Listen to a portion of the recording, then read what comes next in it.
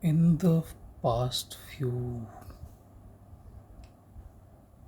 weeks, I think in the past few weeks, I've worked on a handful of IEMs in various price ranges. They are not too expensive or too cheap either. They range in the range of 100 to 1000, 1100, $1200 range. And one good thing that I have been doing is making very good choices. And one of the best IEMs, irrespective of the prices, has to be this MP145. This was available on Kickstarter at $110. Now it is available at I think $140, I think. But they are offering a couple of things with it. 15% off on your next purchase and that kind of stuff. But this IEM is something special, not because of its pricing but because of its tuning. Now most of the time what happens that when we look into these things, especially the tuning nozzles, they are decent. Okay, I will not say they are bad or anything, but they do not perform as well as we expect them to be. Now this golden rose gold nozzle is supposed to be the balanced one, and the silver one is supposed to be the high frequency enhancing nozzle, and this red one is supposed to be the bassy one. And they do their job nicely, no issues with that. But instead of the rose gold one, the default one being the best, I find the red one, the bassy one, to be a lot better than the other two. Okay, the treble enhancing silver nozzle is sharper, very similar to what we had with the Shure S12 Pro. The sharpness, that extra bit of energy is kind of bothering at times, while this red nozzle reduces that. Okay, it has less energy and a lot more calmer. That calmness is really fantastic, and we get a bit more bass too, bit of mid bass, not sub bass. Sub bass is decent across the spectrum. I'll say everything is well placed in their places. Sub bass is not very deep. Okay, planas are not very deep. When it comes to the sub bass, they have mid bass, and the mid bass rumble is very good with this nozzle, and that is what is very enjoyable with this IEM. There are IEMs that tend to go a bit deeper, but these planas are not exactly great when it comes to sub bass extension. Okay, they're good, they have the slam and stuff, but this one specifically is a bit on the faster side. It isn't very slow or very voluminous or anything like that.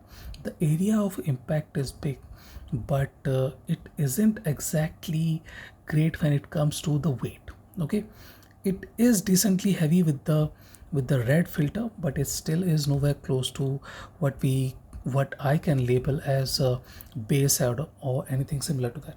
Now if you are worried about the size, you guys can see this is a bit on the bigger side. Okay, nearly as big as my index digit. Okay, so this is 1.3, 1.4 inches, so this is not small at all. Okay, nearly 1.2, 1.3 inches. So this is a big earpiece. Okay, it will not fit every ear, no questions about that. It is not going to fit smaller ears. Okay, and if you have a small ear, you really do not need to look into planar based IEMs. They are big, and this is a big IEM. The design and everything is very good. The nozzle is very wide. Okay, I think the nozzle will be around 6 mm or something like that. it isn't small or short or anything like that. The fit is decent. I'm not finding it to be short or anything like that. You guys can see the curve here. If you are getting a good fit, it is not short or shallow or anything like that. So it is decent. The depth is decent, but the size is on the bigger side. Now look at the cable if you guys will want to. I received the 4.4 mm version, which is a very good thing for me. If we look beyond that, this is a decent looking cable. There is nothing wrong with it. You guys can see four core cable, and sounds good. Okay, sonic abilities of this cable is decent.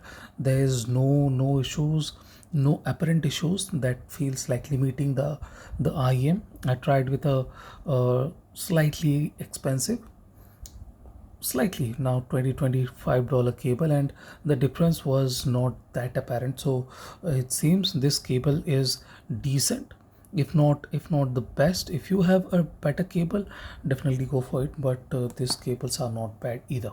So that's a great thing. I like that thing about this cable. These cables are complementing the sound quality of this IEM.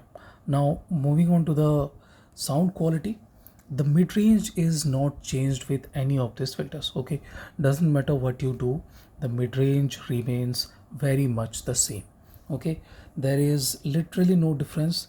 You get good amount of texture, good amount of details and everything, but the timbre and tonality are slightly on the less natural side. They are not metallic or anything like that, but they are a bit, notes are a bit on the slimmer side. Okay, they are not full bodied, they are not very meaty or anything like that. You are not going to get a very organic kind of, thick kind of, dampened kind of presentation there.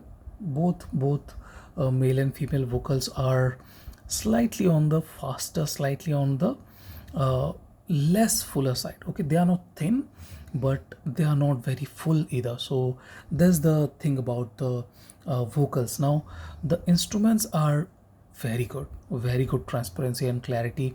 One of the best clarity I've heard under $200 for sure. Very much in line with Shure S12 and similarly capable IEMs.